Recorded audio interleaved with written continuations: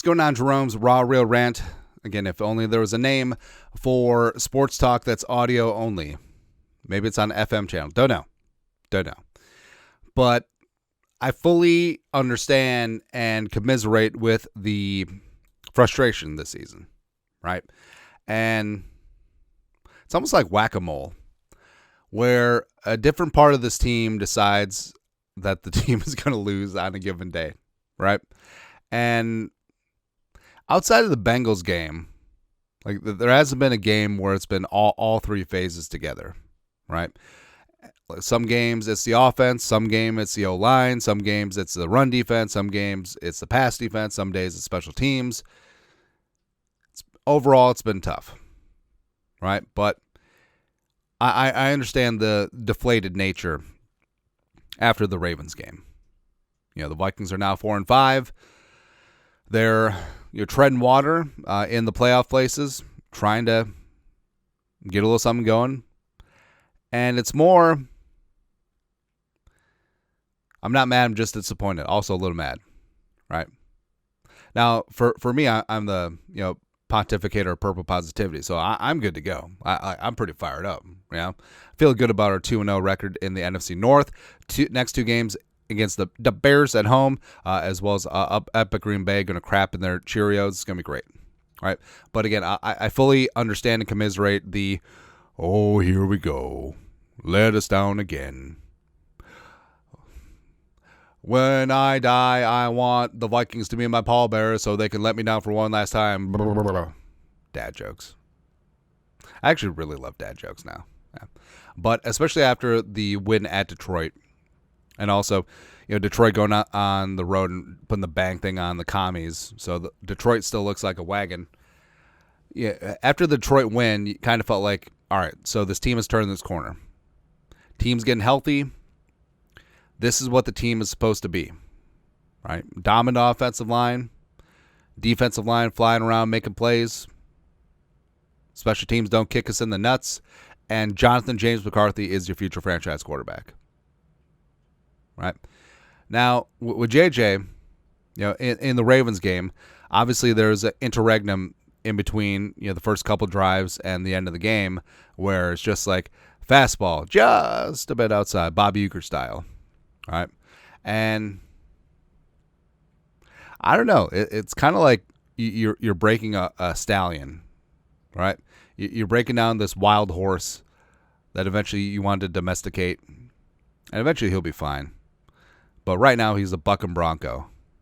I'm not even talking about effing bronco, stupid Bo Nix, stupid ass Sean Payton. I like Bo Nix, but through osmosis with Sean Payton, I hate him. Yeah. That's how petty I am. Tom Petty, learning to fly. But McCarthy's going to be fine, right? And outside the Falcons game, where it was a no-call, no-show on all accounts, right? Overall, like McCarthy, a little bit inconsistent at times. But again, you've seen the heights. You've seen the big-time gotta-have-it plays. You've seen the deep touch, right? Against the Lions, deep shot to Addison, should have been a touchdown. Deep shot to Jefferson, was a touchdown, right? The dime to Naylor at the end, good to go. And then the Ravens game, the early dime, just dropping the bucket to Naylor, the touchdown to Naylor, and the whole never say die attitude, right?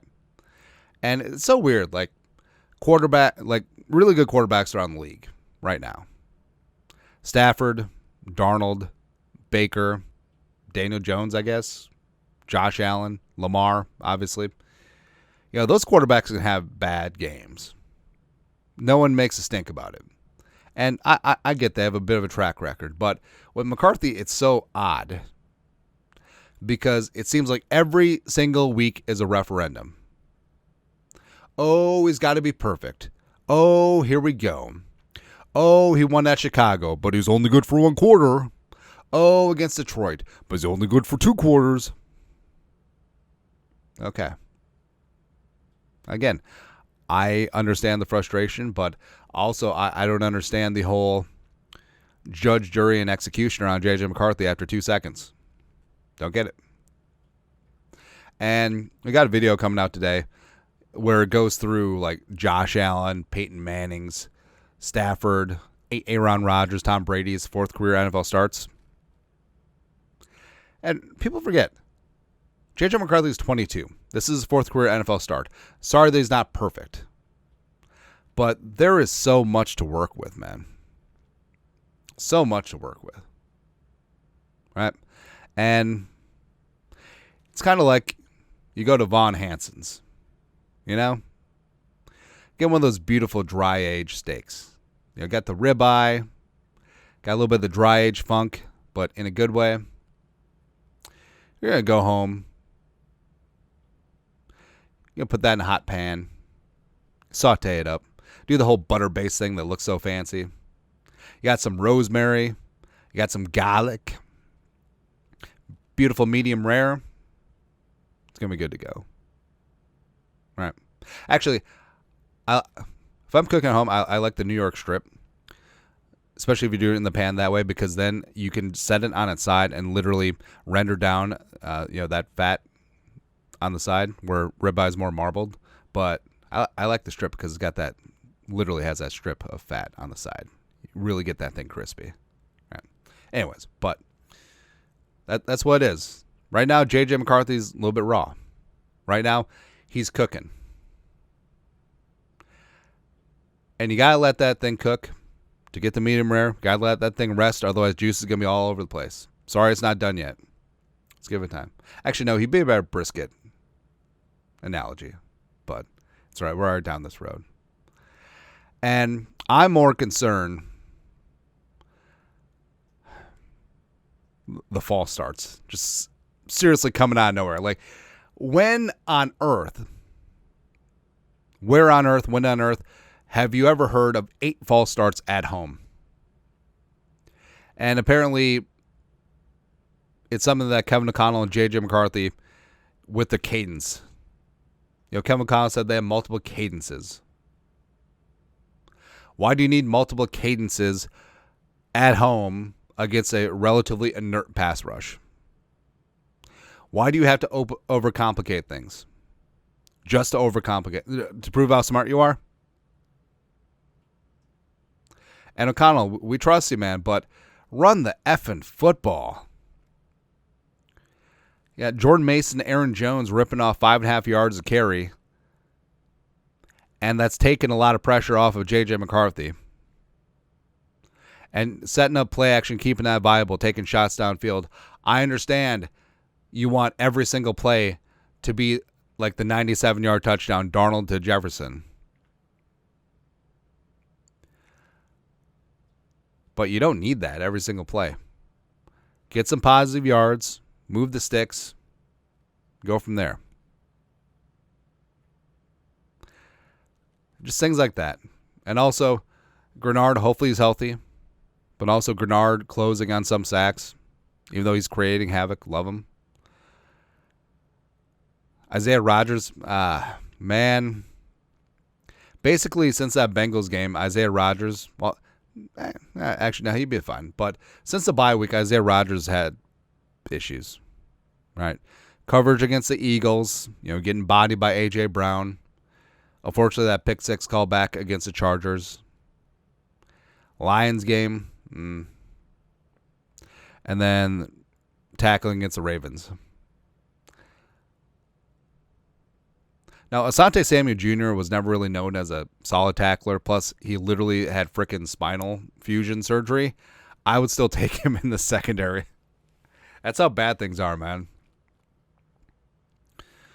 But you've seen what this team can be. You've seen the high highs, seen a lot of low lows.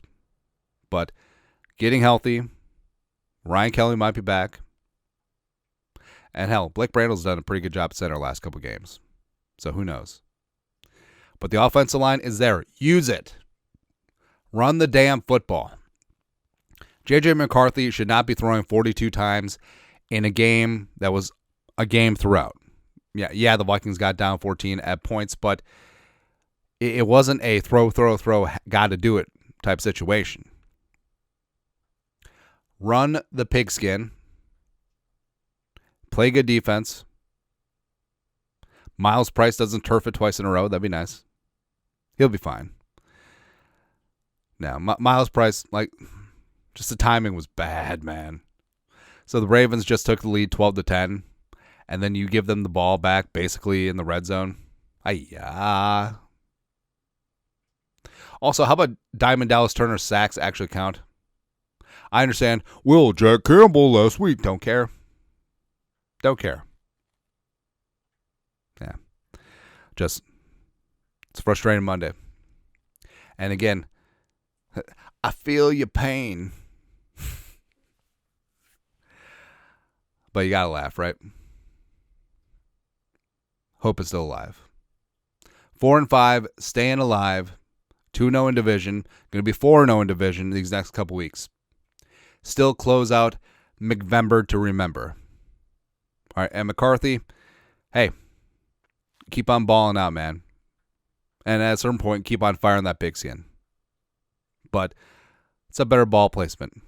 It's a better mechanics. Not everything has to be a 400-foot home run. How about a couple seeing eye singles?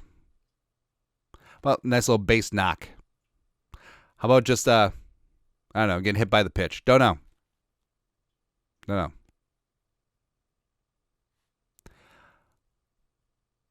But keep hope alive. We got a quarterback. Oh, but they should have signed Darnold. They didn't. Oh, they should have signed Rodgers. Glad they didn't. What about Daniel Jones? What about him? Wheels are sort of falling off on old Danny Dimes there. Be where your feet are. And our feet are with JJ McCarthy. Our feet are with Kevin O'Connell and Kwesi Adofo-Mensah. Our feet are with this current roster. It's time to nut up. And you've seen this team play extremely, extremely good football, and they'll do it again. Hopefully the rest of the year. But silver lining, I'm kind of glad I got the shave.